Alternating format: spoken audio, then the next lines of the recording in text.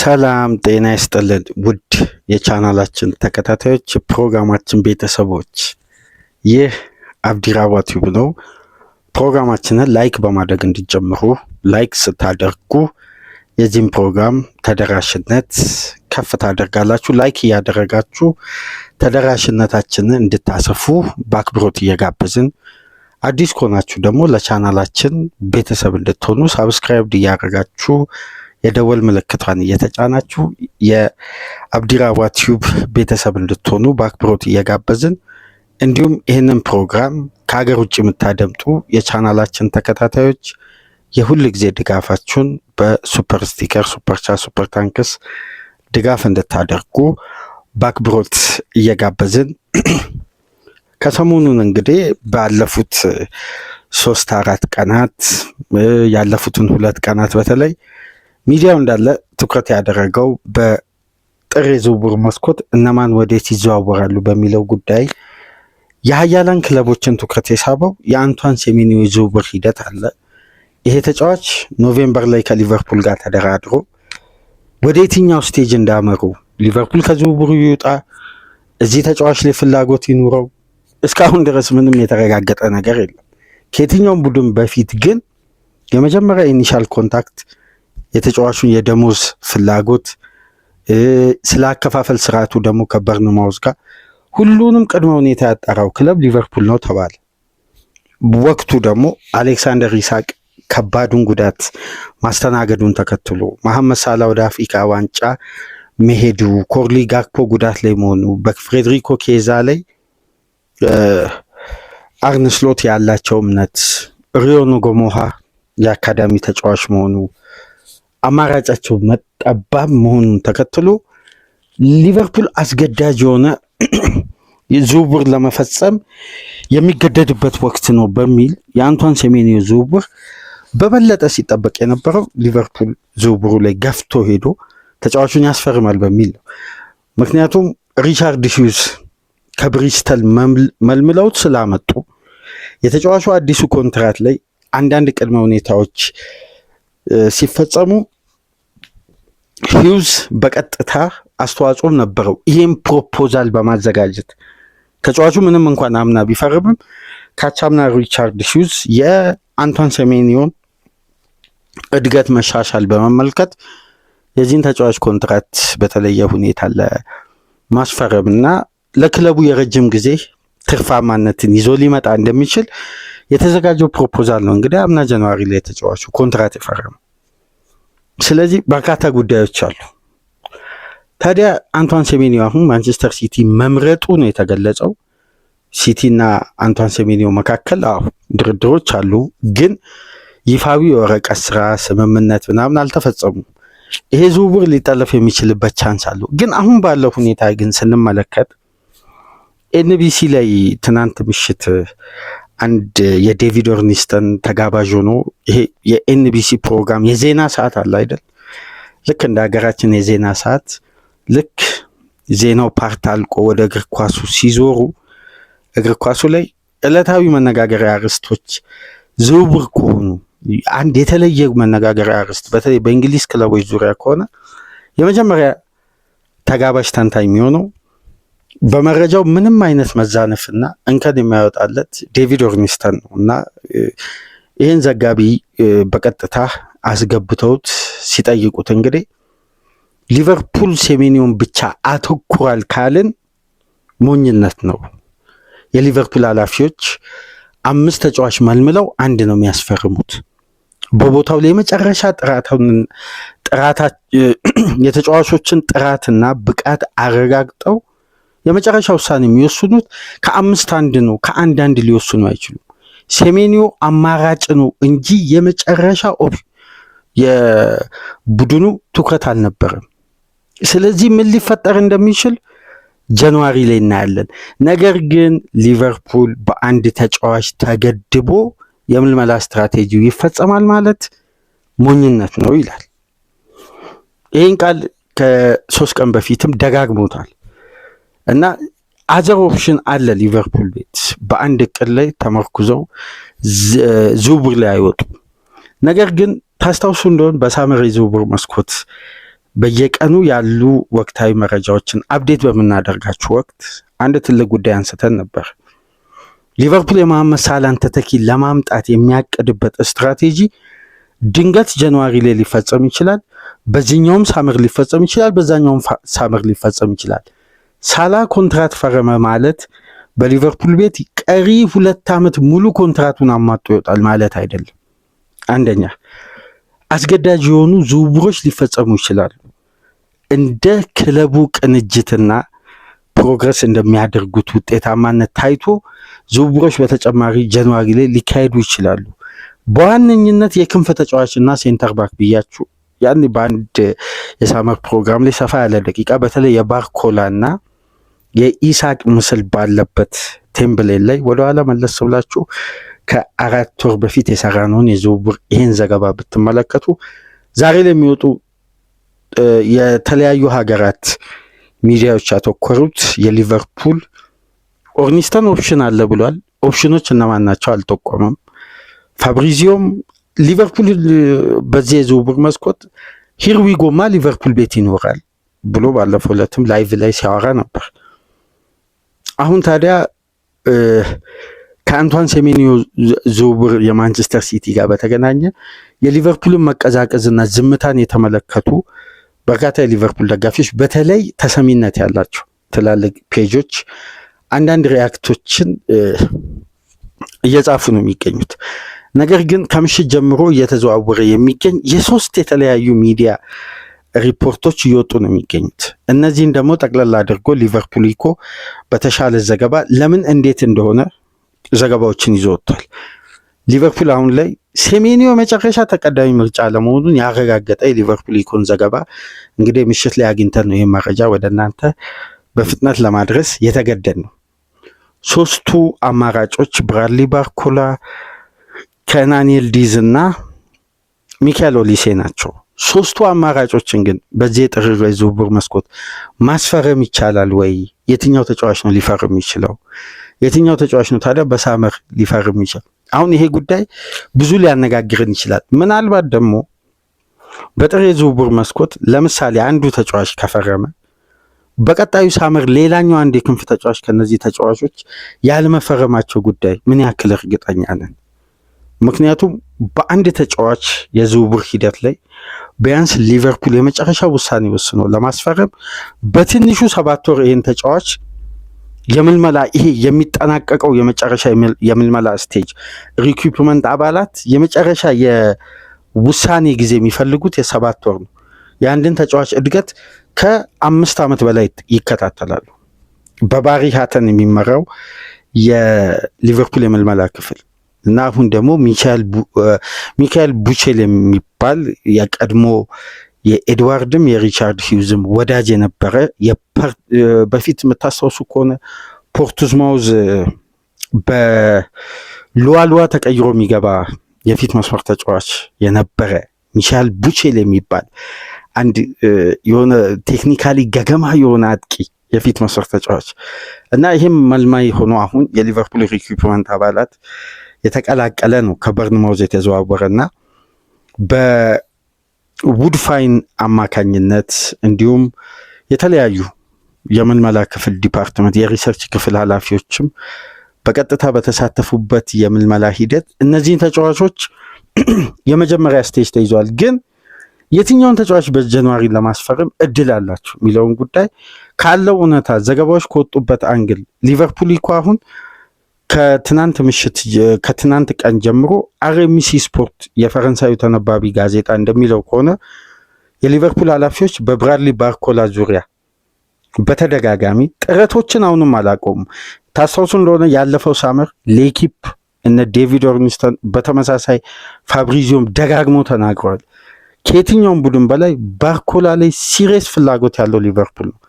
ይህን ዝውውር የገደበው ወይም እንዳይካሄድ ያደረገው የፒኤስጂ ኃላፊዎች ናቸው እንጂ ባርኮላ እስካሁን ድረስ የኮንትራቱ ጉዳይ አልተፈጸመም፣ መቋጫ አልተበጀለትም። ስለዚህ የባርኮላ ጉዳይ በእንጥልጥል ነው ያለው። ጃንዋሪ ሲከፈት አንደኛው እቅድ የሊቨርፑሎች ባርኮላ መሆኑን አርኤምሲ ስፖርት እየጻፈ ነው።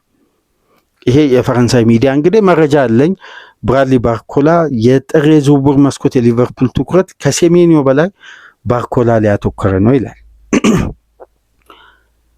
ሁሉንም መረጃዎች እንግዲህ በየሚዲያቸው ገብቼ ማረጋገጥ ይያሉ ከሊቨርፑል ኢኮል ተመልክቼ ብቻ አይደለም ወደ እናንተ ይዤ መጣሁት።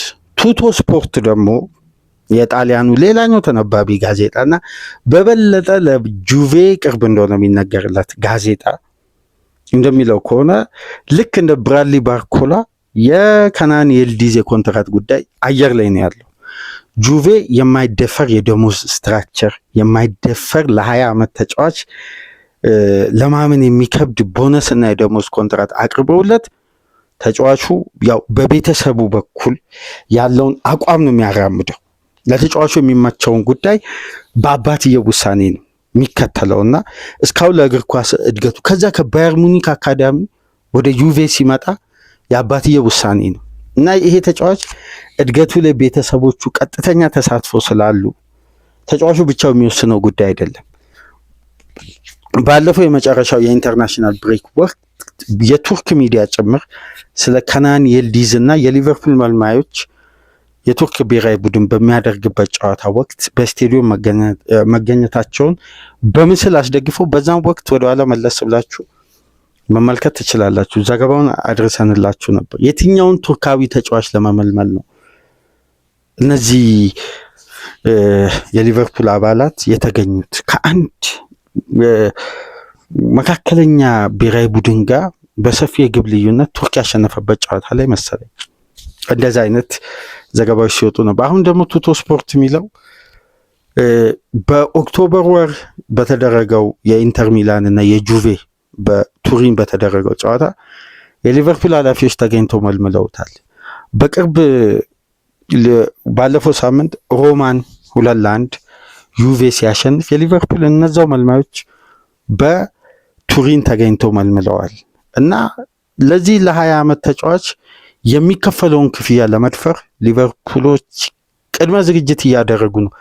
ግን ጃንዋሪ ላይ ይሁን ሳመር ላይ ይሁን የተገለጸ ነገር የለም። የተጫዋቹን ክትትል ካለፉት ጊዜያት የበለጠ አጠናክረው እያደረጉ ነው የሚገኙት። ለየትኛው ውሳኔ አሁን የየልዲዝም የባርኮላን ጉዳይ ያለፈው ሳመር ከሊቨርፑል ጋር ስማቸው ተያይዟል። ቅድም እንደነገርኳችሁ የመጨረሻ የተጫዋቾችን ፊርማ ለመወሰን 7 ወራትን የምልመላ ክፍል ዲፓርትመንት ሪሰርች ክፍል ኃላፊዎች ይፈልጋሉ።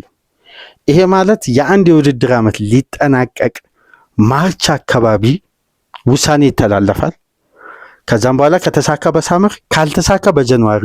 ግን የክንፍ ተጫዋቾችን ጃንዋሪ ላይ ማስፈረም የሊቨርፑል ቤት አንድ የተለመደ ወይም ለተጫዋቾች እድገት ሊጉ ፈታኝ እንዳይሆን ከሚያደርጓቸው ስትራቴጂዎች መካከል አንደኛው ጃንዋሪ ላይ ማምጣት ነው።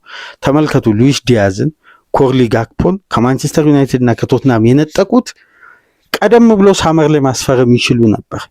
ግን ያ የ7 ወር ያላለቀው የምልመላ ስቴጅ እና የተጫዋቹን አስተማማኝነት ለመለካት ተጨማሪ ጃንዋሪ በሁለቱም ተጫዋቾች ዝውውር ላይ የምልመላ ክፍል ተወካዮች ስለፈለጉ ነው ሳመርን አልፈው ጃንዋሪ ላይ ሁለቱን ተጫዋቾች ያመጡት።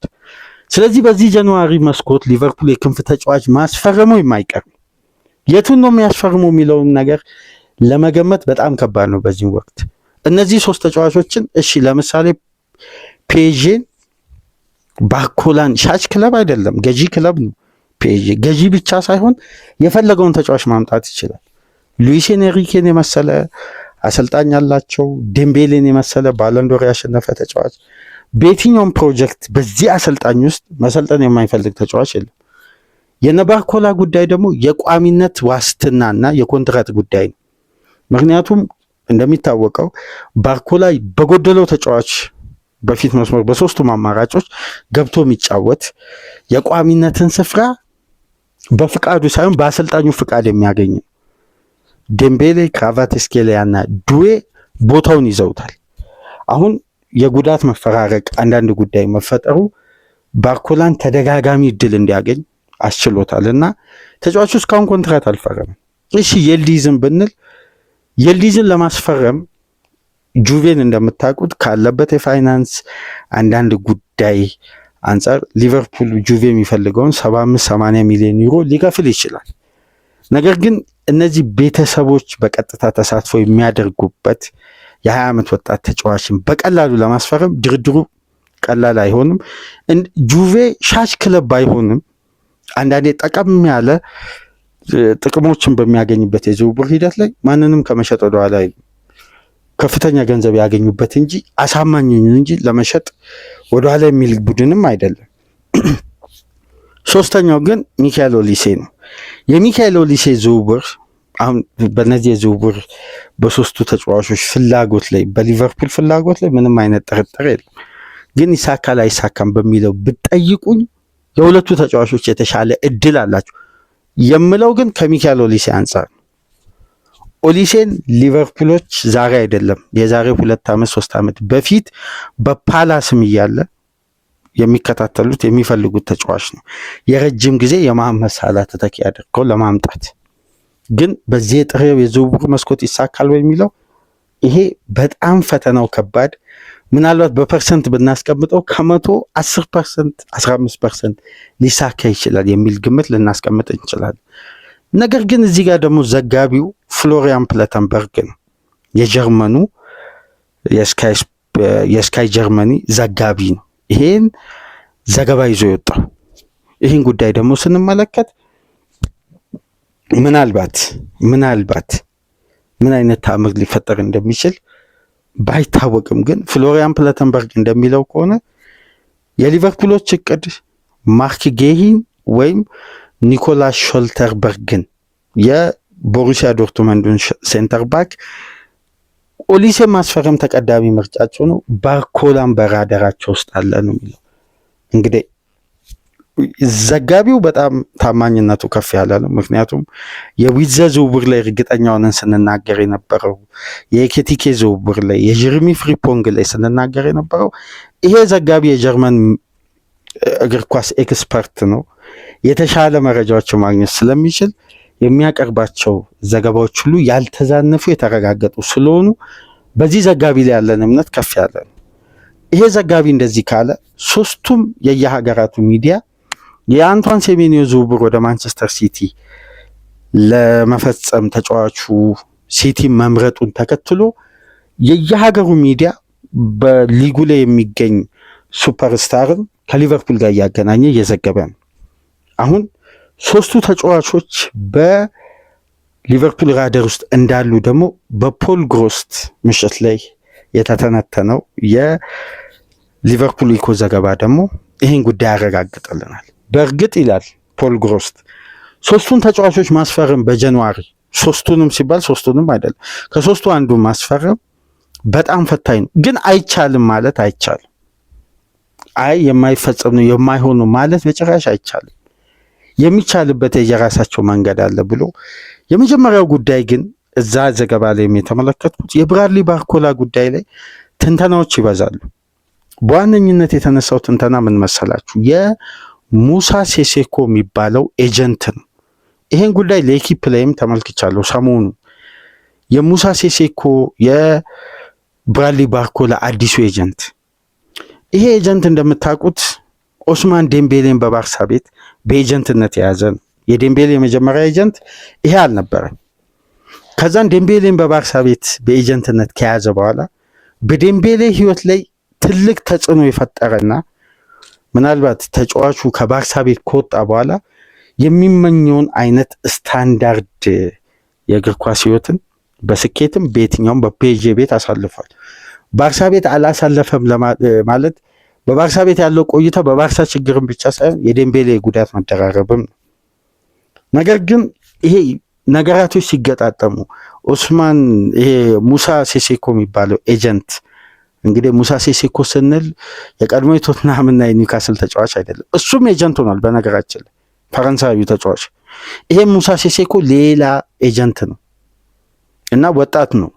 ያኛውም የቀድሞ የፕሪሚየር ሊግ ተጫዋች የነበረው ፈረንሳዊውም ተጫዋች ኤጀንት ሆኗል የወጣት ተጫዋቾች እና አሁን ይሄ ሙሳ ሴሴኮ የሚባለው ኤጀንት ልክ ዴምቤሌን ከባርሳ ወደ ፒኤስጂ የሚያደርገውን ዝውውር እንዲያጠናቅቅ ትልቁ ሚና የተጫወተ ነው።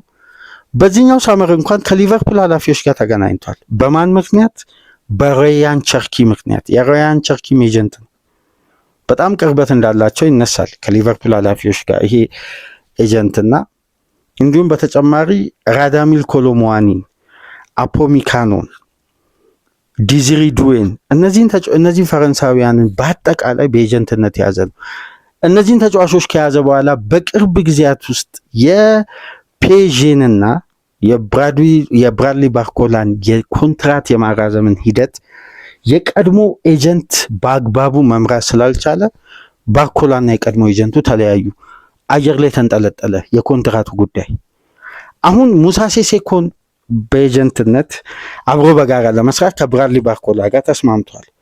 ነገር ግን ስለ ተጫዋቹ ደቂቃ እድገት በቋሚነት ስለመሰለፉ ጉዳይ ከፓሪስ ሴን ጀርሜን ሙሳ ሴሴኮ ለሌኪፕ አገኘው በሚለው መረጃ መሰረት ዋስትና አላገኘም በኮንትራት ስምምነቱ ላይ ወይም ኮንትራቱን የተጫዋቹን ለማራዘም በሚደረገው ድርድር ጥቅማጥቅም አንዳንድ ጉዳዮች ላይ የባርኮላም ጥያቄው የኤጀንቱም ጥያቄ የሆነው ስለ ደቂቃ የሚያገኝበትን ዋስትና ነው። ስለ ቦታው ቋሚ እንደ ማንኛውም ተጫዋች እንግዲህ ኮንትራት ላይ ስለፈረመ ብቻ አንድ ተጫዋች ቤስት ይሆናል ማለት አይደለም። በቦታው ላይ ተፎካክሮ ካሉ ተጫዋቾች ጋር ጠንካራ ፉክክር ይገጥማል። ያንን አሸንፎ ረቶ ነው አሰልጣኙ ማሳመን ያለበት። ኮንትራት ላይ ስለፈረመ ብቻ አንድ ተጫዋች ቤስት መሆን አለበት የሚልም ሕግ የለም። በብቃት ማሳመን አለበት። ነገር ግን የሚሰጣቸው ዋስትና አለ። ለምሳሌ በአንድ ሲዝን ውስጥ አንድ ተጫዋች ከ1500 ደቂቃ የሚያገኝበት ሂደት አንዳንዴ እንመለከታለን አይደል? ተጫዋቾች ሰከንድ ሃፍ ልክ 65-68 ደቂቃ ሲሆን አንድ ተጫዋች ደስተኛ ሳይሆን ይቀየርና ሌላ ተጫዋች የሆነ ደቂቃ እንዲያገኝ ተቀይሮ ሲገባ እናያለን። አንዳንድ ቲሞች ኮንትራቱ ላይ የጸደቀውን ጉዳይ ለማክበር ሲሉ አንዳንዴ አሰልጣኝ የቀየረ ቡድን ከተመለከታችሁ አስገዳጅ ጉዳይ ይወስናሉ። በቃ ተጫዋቹን ማጫወት ወይም በዛ ሰዓት አገልግሎቱ አስፈላጊ ሳይሆን እዛ ኮንትራት ላይ በፈረመው ስምምነት ምክንያት ክለቡ ያን ተጫዋች አስገዳጅ የሆነ ለውጥ ያደርጋሉ። እንደነዛ አይነት ዋስትናዎችን አላገኘንም ከፒኤስጂ በሚል ሙሳ ሴሴኮ ከውጭ የሚመጡ ጥያቄዎችን እያዳመጠ ይገኛል ነው አርኤምሲ ስፖርትም ሌኪፕም የዘገቡት።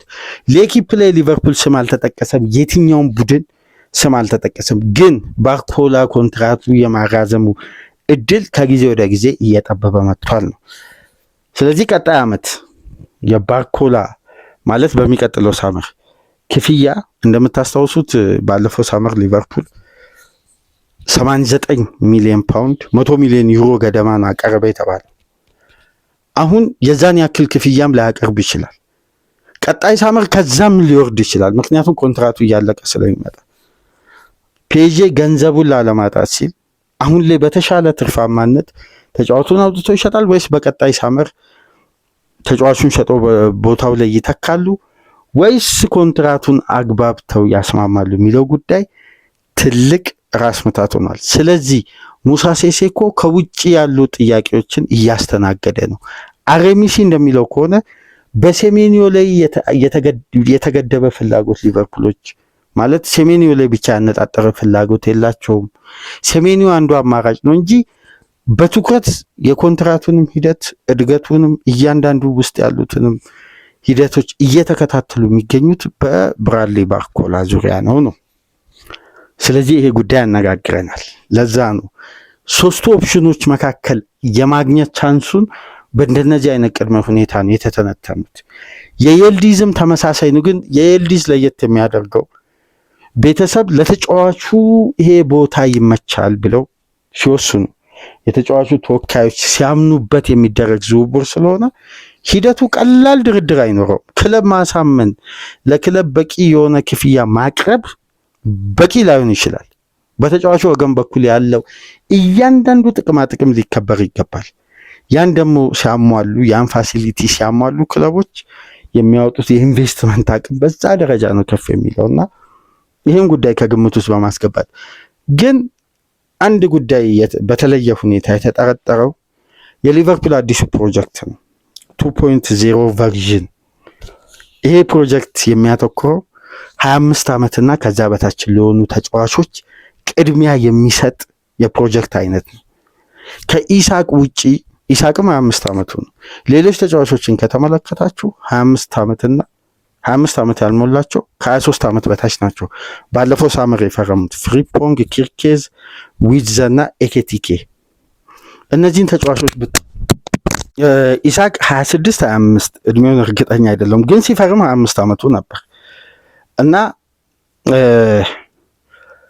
እነዚህን ተጫዋቾች እድሜያቸውን እስቲ ተመልከቱ። ሚካኤል ኦሊሴ 24 ዓመቱ ነው። ይልዲዝ 20 ዓመቱ ነው። ባርኮላ 23 ዓመቱ ነው። በሊቨርፑል ፕሮጀክት ውስጥ ተስማሚ የሆነ እድሜ። ምክንያቱም ይሄ ቡድን የሚገነባው ዘንድሮ ዋንጫ በልቶ ቀጣይ ዓመት የሚታደስ አይደለም። ለተከታታይ የውድድር ዓመታት ተቀናጅቶ ተዋህዶ ልክ በክሎፕ የገነቡት አይነት አይደንቲቲ ተገንብቶ በዛ ቅርጽ ረጅም ዓመት የሚያገለግል ስኳድን ነው እየተገነባ የሚገኘው። ስለዚህ ክፍተቶች የሚሟሉበት ስትራቴጂ የግድ ሳምር አይጠበቅም። ጃንዋሪ ላይ አድቫንቴጁ ሲገኝ ክለብ ይጠናከራል፣ ቦታ ይደፈናል፣ ክፍተት እየተሸፈነ ግን የቡድን ግንባታውን ስትራቴጂ በማይለቅ መልኩ አሁን በጃንዋሪ 7 አንቷን ሴሜኒዮ 26 ዓመት ይሞላዋል። እድሜው 26 ዓመት ሞልቶት ኮንትራቱ ሊጠናቀቅ የ4 ዓመት ኮንትራት ለቀረው ተጫዋች 65 ሚሊዮን ፓውንድ የመክፈሉ የገንዘብ አወጣጥ ስትራቴጂ እና የሚመጣው ተጫዋች በዌጅ ቢል ላይ የሚፈጥረው ተጽዕኖ ከግምት ውስጥ ይገባል። በነገራችን ላይ የደሞዝ ስትራክቸር አለ። የሊቨርፑል የደሞዝ ስትራክቸር እንደምታውቁት ሰልፍ ሳስቴይናቢሊቲ ሩል ነው የሚከተሉት። መጀመሪያ የራስን ጥቅም ማስከበር ነው። ከዛም በኋላ ነው ገቢ በከፍተኛ ሁኔታ ሲያድግ ወጪውም በዛው ልክ ባይሆንም ተመጣጣኝ የሆነ ኢንቨስትመንት ይፈጸማል። ይህ ሰልፍ ሳስቴይናቢሊቲ ሩል ራስን መጀመሪያ ማቋቋምና የመጠበቁ ጉዳይ በሊቨርፑል ቤት የማይሻር የፌኖ ስፖርት ግሩፕ ስትራቴጂ ነው። ይህን ከግምቱ ስታስገቡ 26 ዓመት ሞልቶት 65 ሚሊዮን ፓውንድ ከፍለው 230 ሺህ ፓውንድ ሳምንታዊ ደሞዝ አይከፍልም የሊቨርፑል የደሞዝ ስትራክቸር። በነገራችን ላይ ክላስ ኳሊቲ በሊቨርፑል የምልመላ ክፍል የሚወጣውን ይሄ የሪፖርቱን እንትን አለ አይደል፣ ይሄ ሬት የሚያወጡበትን መንገድ ብትመለከቱ ለኢሳቅ ለምን ያተከፈለ ለዊዛ ያተከፈለ ልትሉ ትችላል። የምልመላው ሂደት በጣም ረጅም ጊዜ የፈጀ ነው እና እንዲሁ በቀላሉ የወጡበት ወጥተው የከፈሉበት ክፍያ አይደለም። በነገራችን ላይ ዊዛና ኢሳቅ የተገዙበት ክፍያ 2017 2018 ሊቨርፑል ቫንዳይክን እና አሊሰንን የገዛበት ክፍያ ነው። ያኔ ገንዘቡ የመግዛት አቅምና አሁን ገንዘቡ እነዚህን ተጫዋቾች የመግዛት አቅም ይህን ፕሮግራም የምታደምጡ ኢኮኖሚስቶች እንግዲህ በደንብ ይህን ጉዳይ መተንተን ትችላላችሁ። እኩል ነው። በ2017 ቫንዳይክን 75 ሚሊዮን ፓውንድ ሊቨርፑል የከፈለበት ክፍያና ዛሬ ላይ ለኢሳቅ የከፈለው 125-130 ሚሊዮን ፓውንድ እኩል ነው። በጊዜው ያ ገንዘብ የመግዛት አቅሙ ፓወሩ አሁን ላይ ቢመጣ 130 ሚሊዮን ፓውንድ ነው ማለት ነው። እና በዛ አይነት ይሄ ሁሉ ስኬል ተሰርቶ ነው ኢንቨስት የሚደረገውና በእነዚህ ሶስት ተጫዋቾች ላይ ያለው ፍላጎት 100% የተረጋገጠ ነው። ግን በዚህ ዝውውር መስኮት ለማስፈር ቢቻል ጥረታቸውን አሟጠው ሊጠቀሙበት የሚችሏቸው ተጫዋቾችን ስንመለከት ኦሊሴን በሙኒክ ደረጃ ሙኒክ ሻጭ ክለብ አይደለም። ፕሮጀክቱን አይቶ እቅዱን አይቶ የተለያዩ ጉዳዮችን ከብዙ አንግል ተመልክቶ ክለቡን ደግሞ በተሻለ ሁኔታ ትርፋማነትን አማክለው እንዲሁ በቀላሉ ለረጅም ጊዜ የታሰበ የፕሮጀክት ተጫዋች እንደ ሚካኤል ኦሊሴ አይነትን ተጫዋች 100 ሚሊዮን ፓውንድ ስለቀረበ ብሎ አውጥቶ የሚሸጥ አይነት ቡድን አይደለም። ባይሆን እሱ 100 ሚሊዮን ፓውንድ አውጥቶ ተጫዋች መግዛት ይችላል። ስለዚህ ኦሊሴን በጃንዋሪ ለማምጣት ሊቨርፑሎች ይጠራሉ የሚለው ነገር ፍሎሪያን ፕላተንበርግ ዘግቦታል። ግን እኔ እንደሚመስለኝ ከሆነ ግን ኦሊሴን ለማስፈረም ይከብዳል ከሙኒክ ስታንዳርድ አንጻር። ምናልባት ይህን ስል ፔጄስ እንዴት ትላለህ ልትሉኝ ትችላላችሁ። የተጫዋቹ ወቅታዊ ሁኔታ ነው። እዛ ጋር ኦሊሴ ጤናማ አየር ውስጥ ነው ያለው። አስደናቂ የውድድር ዓመት እያሳለፈ ነው። ፔጄም የውጤት አንዳንድ ከፍ ዝቅ ማለት ቢኖርበትም የዓለማችን በዚህን ሰዓት ምርጡ ክለብ በስኬትም በሁሉም መመዘኛ ካየን 2025 እስከሚዘጋ ድረስ እስከ ዲሴምበር 31 ድረስ የዓለማችን ምርጡ ክለብ ፒኤስጂ ነው። ምንም ጥያቄ የማይቀርብበት ጉዳይ ነው። ለዛ ነው በሁሉም ውድድሮች በሁሉም ሽልማቶች ላይ የነሱ ተጫዋቾች እንዳለ እየጠራረጉ አሰልጣኙም ጭምር የሚያሸንፉትና የባርኮላ ጉዳይ አለመስከን አለመረጋጋት በጣም አለ። የሊቨርፑል ፍላጎት ጠንካራ መሆኑ ይስተዋላል። ይልዲዝ ላይ እንደ ሊቨርፑሎች ጥረት ሊያስፈርሙ ይችላል። የኦሊሴ በፕላን መያዙ ሊያስገርመን አይገባም። ምክንያቱም ሳላን ለመተካት በኦሊሴ ኳሊቲ ማሰባቸው ተገቢነቱ ምንም ጥያቄ የማይነሳበት ጉዳይ ነው። በጃንዋሪ ግን ውድድር ውስጥ ያለን ተጫዋች በሙኒክ ደረጃ ከ20 በላይ የግብ ተሳትፎ አድርጎ ለሉዊስ ዲያዝ እና ለሃሪኬን መጋቢ ሆኖ የቡድኑ የማጥቃት ልብ የሆነውን ተጫዋች እንዴት ፈልቅቀው ያወጡታል? እንግዲህ በእግር ኳስ የማይሆን ነገር የለም በሚለው ሳይንስ እንመን እንጂ ይሄ ዝውውር ይፈጸማል የሚል የግል እምነት የለኝ። ባይሆን የይልዲዝ እና የባርኮላን እንደ ደረጃቸው የሊቨርፑል ጥረት ይወስናል። ነገር ግን እዛው ሊቨርፑል ኢኮላ የተመለከትኩት ተጨማሪ ጉዳይ ፖል ግሮስት እኔ ደግሞ መረጃ አለኝ ብሎ የራሱ መረጃ እንዳጋራው ከሆነ በእነዚህ ተጫዋቾች ብቻ አይደለም የሊቨርፑል እቅድ እየተመራ የሚገኘው። ካሪም አዲያሚን አጥብቀው ይፈልጋሉ። የተጫዋቹን እድገት ከሬድቡል ሳልስበርግ ጀምሮ የሚከታተሉት የአሁኑ የቦሩሲያ ዶርትመንድ የክንፍ ተጫዋች ነው። ካሪም አዲያሚ በዚህኛው ጃንዋሪ የሚለቅ ከሆነ ሊቨርፑል የሚያወጣበት ገንዘብ 20 ሚሊዮን ፓውንድ ነው። 20 ሚሊዮን ፓውንድ ደግሞ ስትራክቸራል ክፍያ የለው። በቀጥታ ሙሉን 20 ሚሊዮን ፓውንድን ዳምፕ አድርጎ ሊቨርፑል የሚያስፈርመው እና ካሪም አዲያሚ ሌላኛው ኦፕሽን ነው ይላል ፖል ግሮስት። እንዲሁም ስለ ኒኮላስ ሾልተርበርግ እንግዲህ ዘቢልድም ሰሞኑን ዘግቦታል። ይሄ ተጫዋች እስከ 65 ሚሊዮን ዩሮ የቦሩሲያ ዶርትመንዱ ሴንተር ባክ በሊቨርፑል ኃላፊዎች ዘንድ ሌላኛው የሴንተር ባክ ኦፕሽን ነው። እንዲሁም ባስቶኒም የሊቨርፑል ኦፕሽን ነው። ግን ሞንዶ ዲፖርቲቮ ትናንትና ይዞ በወጣው ዘገባ ከተመለከታቸው የሞንዶ ዲፖርቲቮን እስቲ ጋዜጣ ተመልከቱና ወደ ፔጁ በመሄድ የመጀመሪያ የጠቀሰው ጉዳይ በሰፊው ስለ ማርክ ጌሂ ነው። ባርሳ ከማርክ ጌሂ ዝውውር በይፋ ወጥቷል።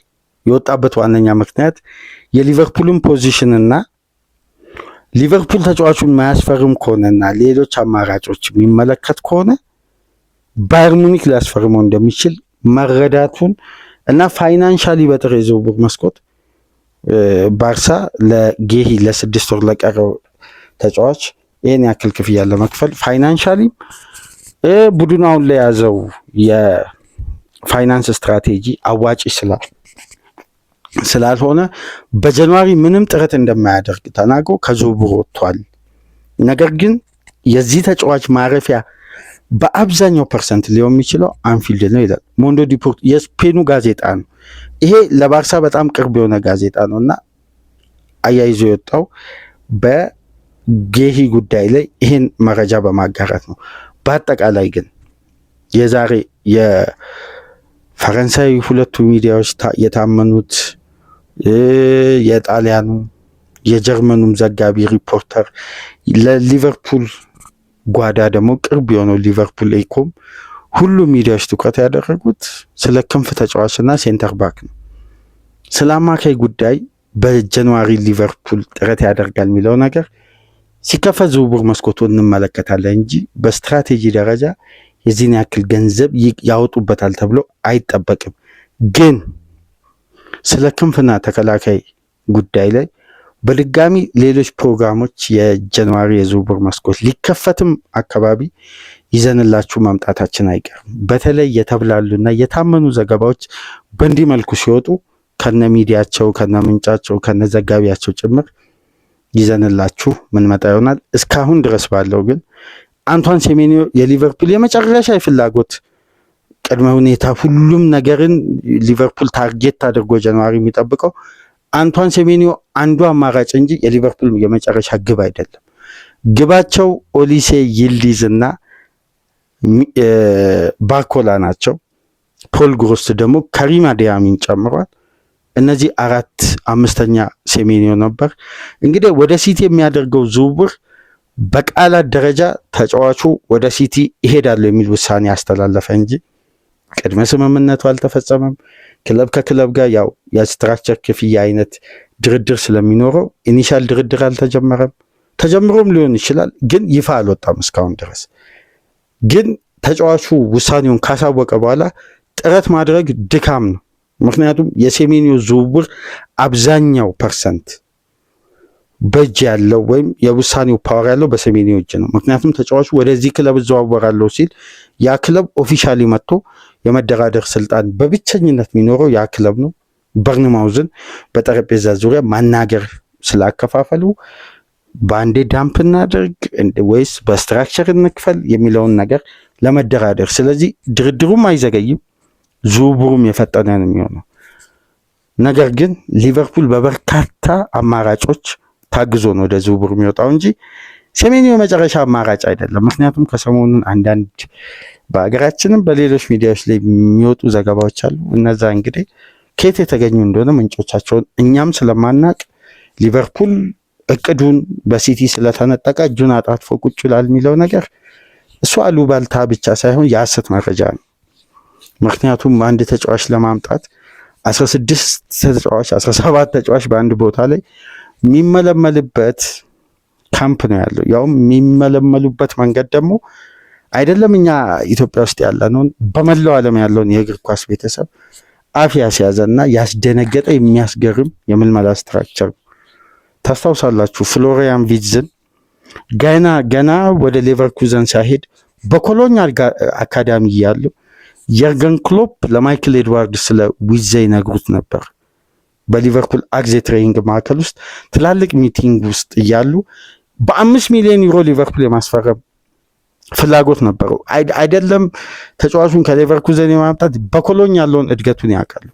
ኤኬቲኬ ገና ሬምስ እያለ እኮ ነው ፔዤ ሄዶ ሳይሳካለት ተጫዋቹ በውሰት ፍራንክፈርት ሄዶ በቋሚነት እስከሚፈርም ድረስ የተጫዋቹን እድገት ይከታተሉ ነበር።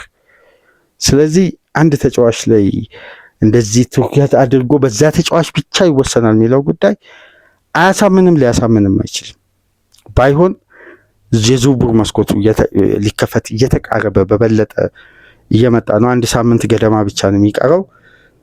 ሲከፈት ግን 2 ተጫዋች ካልሆነ ቢያንስ አንዱን ተጫዋች ማስፈረማቸው አይቀርም፣ ወይ ሴንተር ባክ ወይ የክንፍ ተጫዋች። በእንዲህ አይነት ሁኔታ ውስጥ ሆነው እንዲሁ ዝም ብለው ይሻገራሉ የሚለው ጉዳይ አሉባልታ ነው እንጂ ውሃ የማያነሳ ሀሳብ ነው። ለዛ ሲቲ ያስፈረመ ማንቸስተር ዩናይትድ ገበያ ላይ ሆኖ እዚህ ጋር በቡድን ውስጥ ያሉ ወሳኝ ተጫዋቾች በጉዳት በአህጉር አቀፍ ውድድር ምናምን የቡድኑ የማጥቃት ወደ ውጤት ሪትም ለመምጣት እየታገለ ያለ ቡድን ውስጥ ጉለት እየታየ አድቫንቴጅ ተፈጥሮ አድቫንቴጁን እንዲሁ በዝምታ ያጠናቅቃል ማለት ይሄ ተገቢ አይደለም። ምክንያቱም ሊቨርፑል ታስታውሱ እንደሆነ ባለፈው ሳመር አንድ ጉዳይ ስናነሳ ነበር። በፒኤስአር ያለው ጤናማ የሂሳብ መዝገብና የ2 ዓመት የዝውውር የ3 የዝውውር መስኮትን አሳልፎ ያን ሁሉ በጀት ያሸጋገረበት ስትራቴጂና አንድ ዘጋርዲያን ላይ የሚሰራ ኢኮኖሚስት ስለ ሊቨርፑል የፒኤስአር ሲስተምና የአከፋፈል ስርዓት በተቃራኒው ደግሞ ተጫዋቾችን ሸጦ በአከፋፈል ስርዓት ያገኘው ገቢ ሲመጣጠን እንዴት በሂሳባዊ ስሌትና በዛ የፒኤስአር መዝገብ ላይ ቡድኑ አሁንም ተጨማሪ ሌላ ሚሊዮን ፓውንዶችን የማውጣት አቅም እንዳለው የሚያሳዩ በርካታ ዘገባዎችን በወቅቱ ስናነሳ ነበር። ስለዚህ ከፋይናንሻል አቅም ሳይሆን በገበያ ላይ ከሚገኙ ተጫዋቾች አማራጭ አኳያ ብንመለከት የተሻለ ነው ለማለት ነው። ከዚህ ፕሮግራም በመቀጠል የብሩኖ ፈርናንዴዝ ጉለት፣ የ7ቱ ተጫዋቾች አለመኖር ማንቸስተር ዩናይትድን ምንኛ ክለቡን ይጎዳል የሚለውን ነገር እንወያይበታለን። ከዛ በመቀጠል እስቲ አንቷን ሴሜንዮ ሲቲ ቢገባ ብለን ገብቷል አላልን ቢገባ፣ ምክንያቱም ዝውውር ለሚፈጠር ታምር አይታወቅም። ይሄ ዝውውር ሃይጃክ የመሆን እድሉ 100% ክፍት ነው። በነገራችን በደም ሃይጃክ ይደረጋል። ይህን የምንልበትን ነጥብ እስቲ በሲቲው ፕሮግራም ላይ እናነሳለን። ነገር ግን ሴሜንዮ ወደ ሲቲ ከተዘዋወረ የሲቲ አታኪንግ ሰርድ የሚኖረው ጥራትና የሴሜንዮ መምጣት አማካይ ክፍሉን የሚረዳበትን ሲስተም እናነሳለን። ፔፕ ይሄን አቅዶ ሴሜንዮን እንደሚያመጣ የስማችንን ያክል እርግጠኛ ሆነን እነግራቸዋለን። ይሄን ደግሞ ሊጉ ይሄ ዝውውር ተጠናቆ ሴሜንዮ በሚሰለፍባቸው ጨዋታዎች ላይ ታረጋግጣላችሁ ተመልክታችሁ።